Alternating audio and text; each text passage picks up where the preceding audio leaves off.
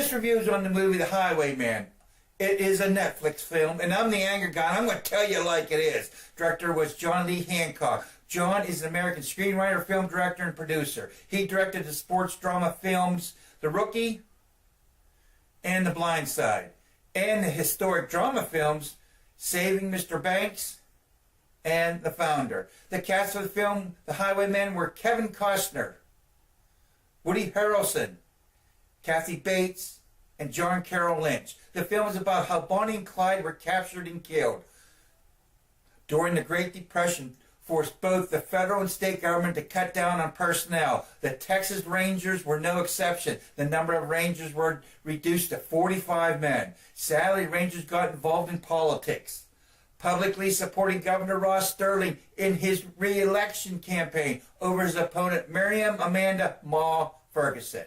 Ferguson was elected. Immediately after taking office, she got her revenge and proceeded to discharge all the remaining Texas Rangers. Now Kathy Bates was now the governor, but the result from disbanding the Rangers, Texas became a safe hideout for the many Depression gangsters escaping from the law, such as Bonnie and Clyde. Kathy Bates' men could not catch Bonnie and Clyde, but Lee Simmons persuaded Governor Ferguson to hire Hammer, who was a classic Texas Ranger, for only $180 a month to risk his life. When Lee Simmons found Frank Hammer and tried to convince Frank about the situation with Bonnie and Clyde, Frank was domesticated by an overbearing rich woman. Frank eventually hooked up with Manny Galt, another Texas Ranger, and found he ended up to be a drunk living in a shack trying to raise a son. In the governor's mansion, the governor wanted her men that worked for her to capture Bonnie and Clyde first, but if Frank and Manny captures Bonnie and Clyde first, in her mind, she will somehow take the credit. It was amazing to me, the film, when Bonnie and Clyde pulled into town. They were treated like heroes. Their car would be sworn by admirers and well-wishers. The public image of Bonnie and Clyde was if they were Robin Hoods, stole from the rich and gave to the poor. But the public at the time didn't want to acknowledge the fact they were killing regular men with families to rob banks and making their escapes. In my early days of going to the drive-ins, Warren Beatty and Faye Dunaway portrayed Bonnie and Clyde in a more reckless, adventurous fashion. One item I was glad to see was this film did not make Bonnie and Clyde heroes. They did not glamorize them.